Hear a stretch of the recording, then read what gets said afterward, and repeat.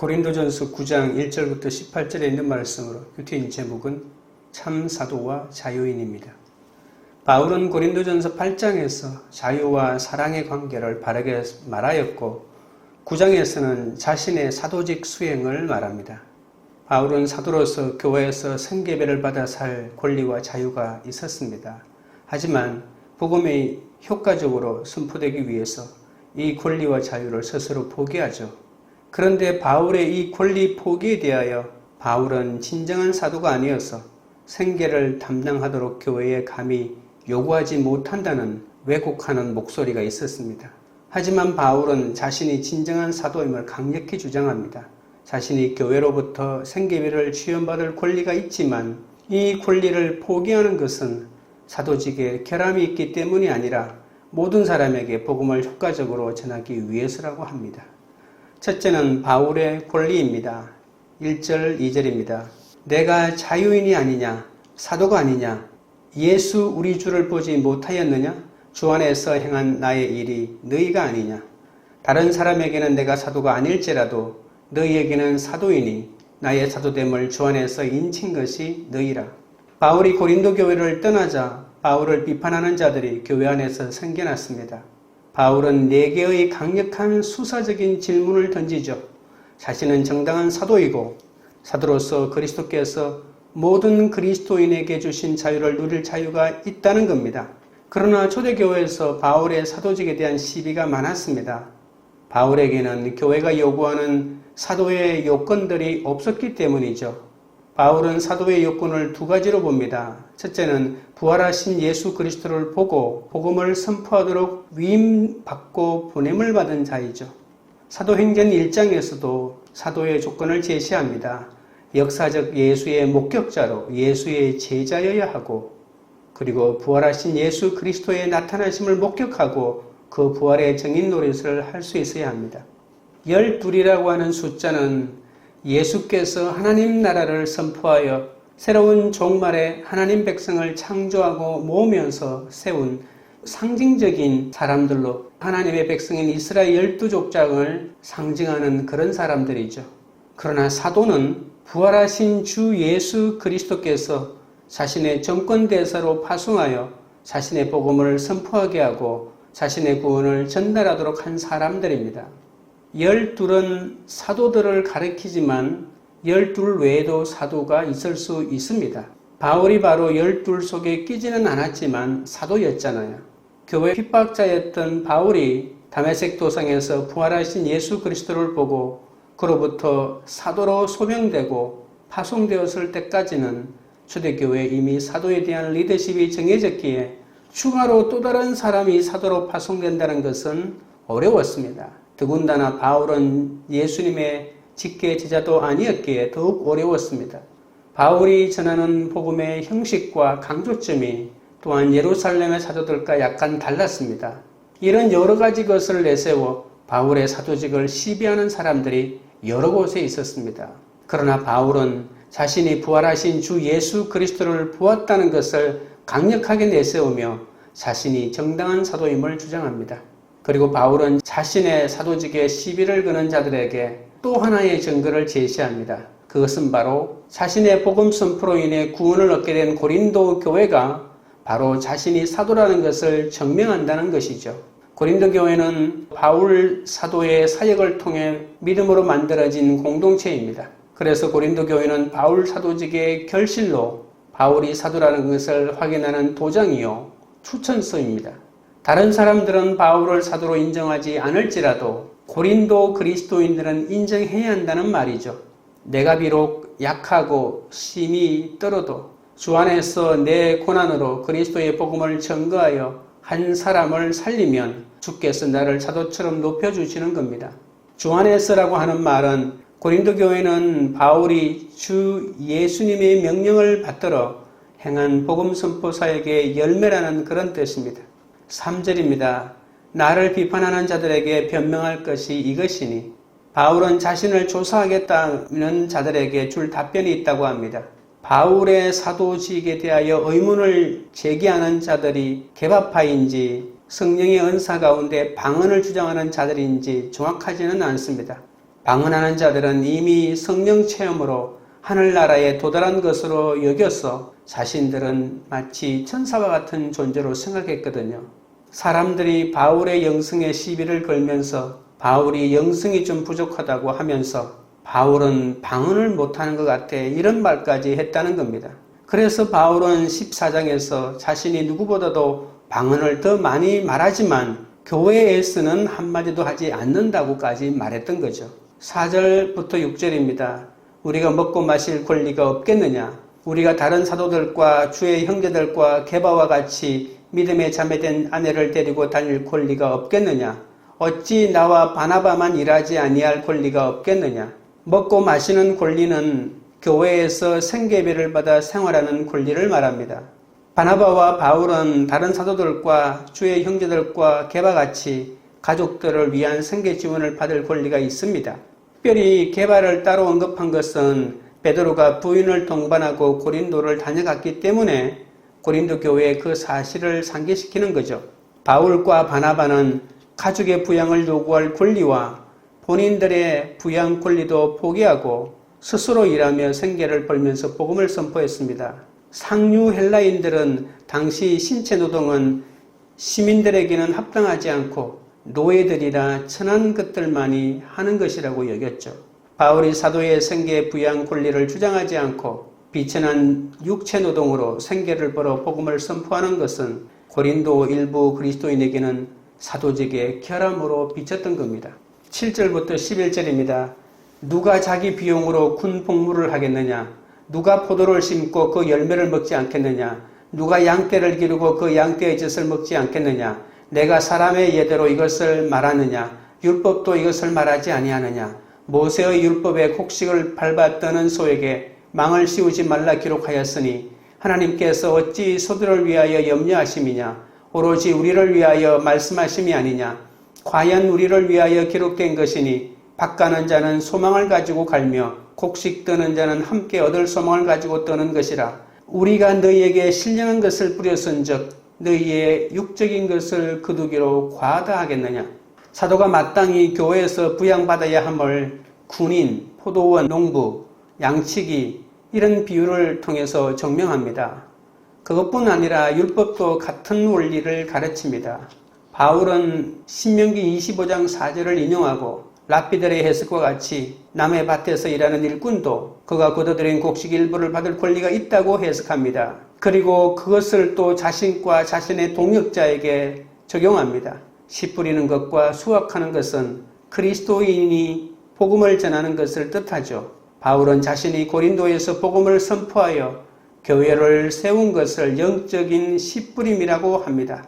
이렇게 귀한 영적 씨 뿌림을 한 사도를 고린도 교회가 육신의 제물로 부양하는 것은 전혀 지나친 것이 아닙니다. 주 안에서 불신자를 전도하고 무너진 가정을 세우는 자에게는 남들의 비판과 모함을 뛰어넘는 자유가 있습니다. 주 안에서 복음의 씨앗을 심고 영혼의 양떼를 기른다면 하나님은 반드시 사명을 위해 필요한 권리와 자유도 얻게 하십니다. 적용 질문 드립니다. 나의 사도됨을 무엇으로 보여주려 합니까? 성공과 학벌입니까? 주 안에서 한 영혼을 살린 것입니까? 둘째는 바울의 인내입니다. 12절입니다. 다른 이들도 너희에게 이런 권리를 가졌거든 하물며 우리일까 보냐. 그러나 우리가 이 권리를 쓰지 아니하고 범사에 참는 것은 그리스도의 복음에 아무 장애가 없게 하려 함이로다. 바울이 세운 고린도 교회에서 재정적 지원을 요구하는 선교사들이 있었습니다.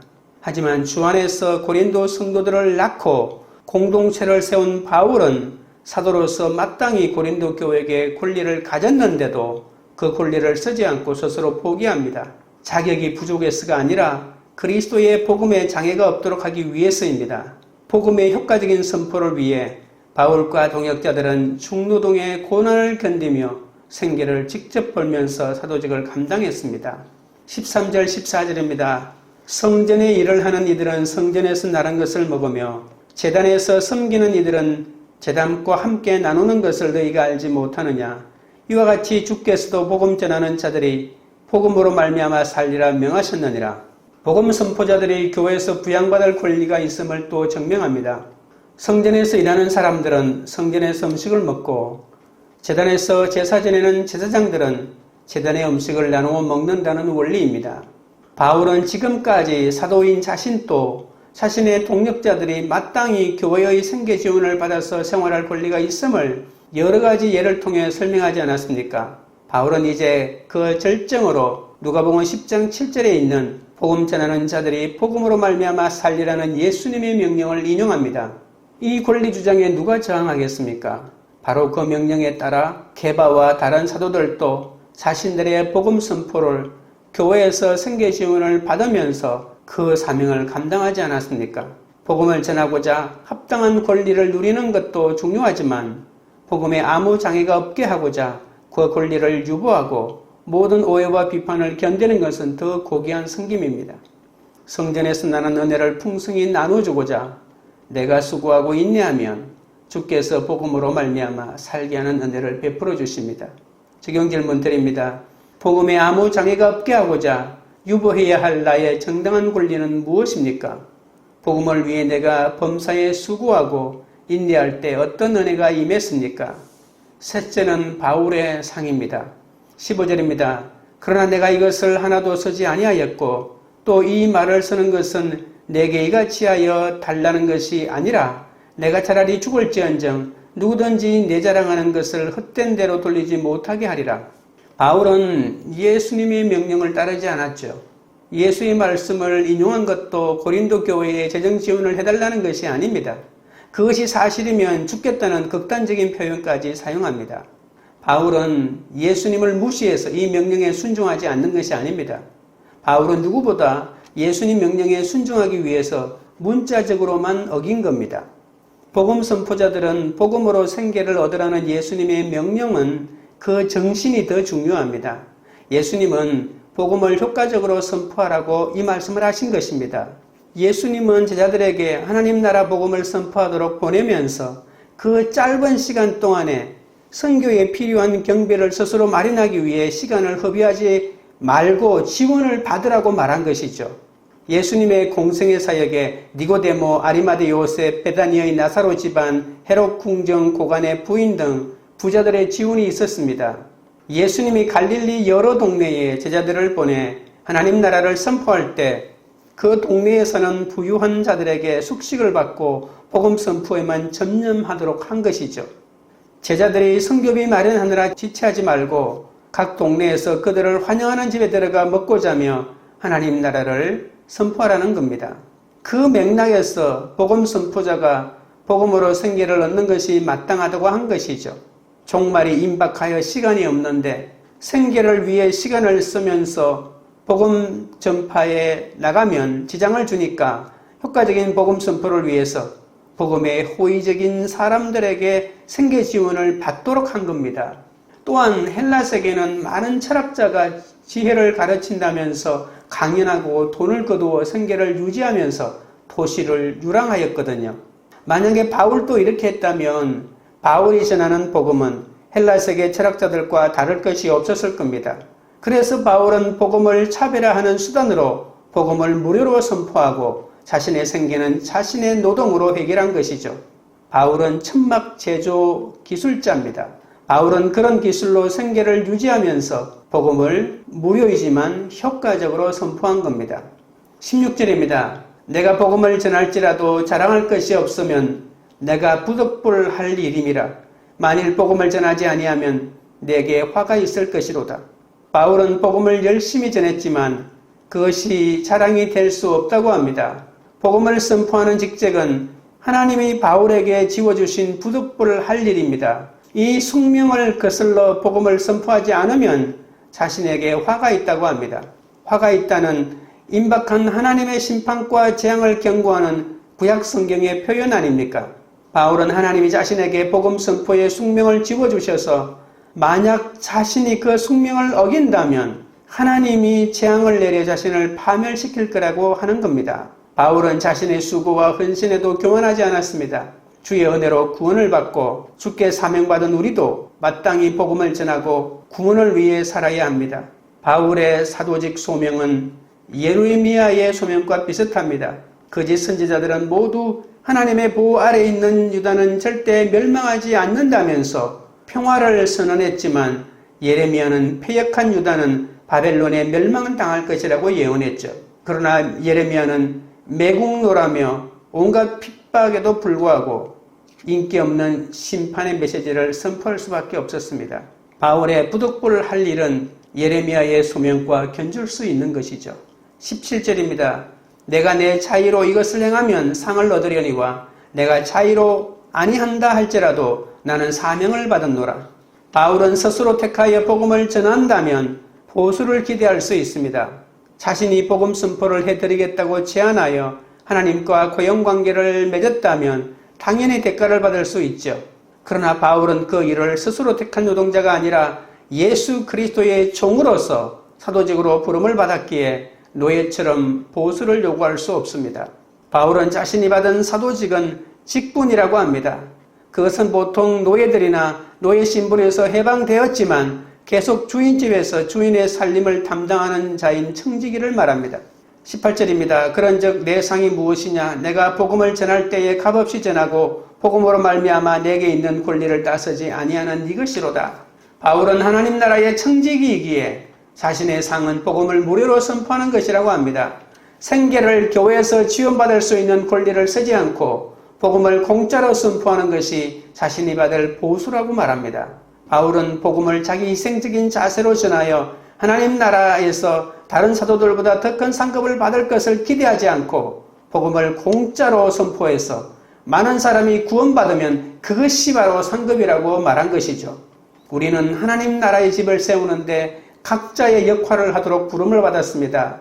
각자가 담당하여 지은 부분이 최후 심판의 불에 찬란한 보석으로 드러날 수도 있고 지푸라기나 나무로 태워질 수도 있습니다.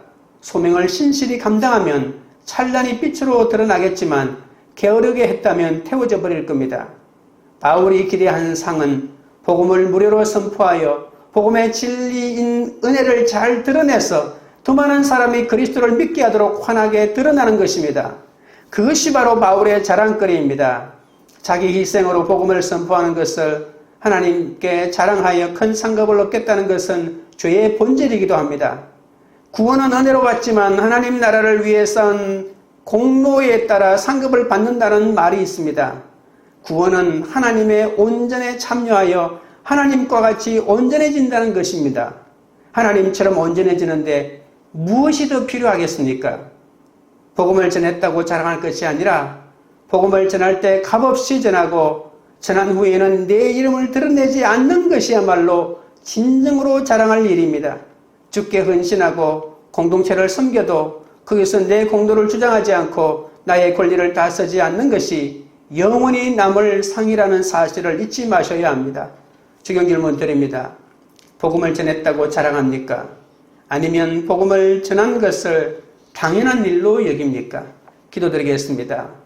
하나님 아버지, 주 안에서 불신자를 전도하고 무너진 가정을 세우는 자에게는 남들의 비판과 모함을 뛰어넘는 자유가 있다고 했습니다. 그러나 저는 한순간의 비판과 모함을 참지 못하고 억울하다며 분을 낼 때가 많았사오니 불쌍히 여겨 주옵소서. 부족하기 짝이 없는 사람이지만 주 안에서 복음의 씨앗을 심고 영혼의 양떼를 묵묵히 기른다면 반드시 사명을 위해 필요한 권리와 자유를 허락하심을 깨닫게 하여 주옵소서. 복음을 전하고자 합당한 권리를 누리는 것도 중요하지만 복음에 아무 장애가 없게 하고자 그 권리를 유보하고 오해와 비판을 견디는 것은 더 고귀한 섬김이라고 하셨습니다.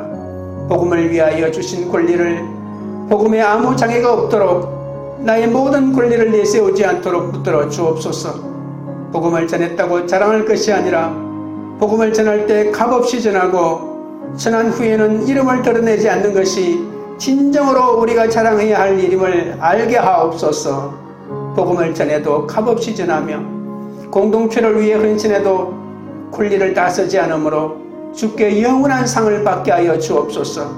광교리들 교회가 성공과 학벌로 각자의 사도됨을 보여주려고 하지 않고 오직 주 안에서 한 영혼을 살린 것으로 사도임을 드러내는 공동체가 되게 하옵소서. 각자의 정당한 권리마저 복음에 아무 장애가 없게 하고자 유보하는 공동체가 되게 하옵소서. 복음을 위해 범사에 수고하고 인내할 때 복음이 더 능력 있게 전해짐을 깨닫게 하옵소서. 복음을 전했다고 자랑하지 않고 복음을 전하여 그 복음으로 영원히 구원 얻는 것이야말로 우리의 진정한 상급이라고 고백하는 참 사도와 자유인이 넘치는 그런 공동체가 되도록 역사하여 주시옵소서. 예수 그리스도 이름으로 기도드리옵나이다. 아멘.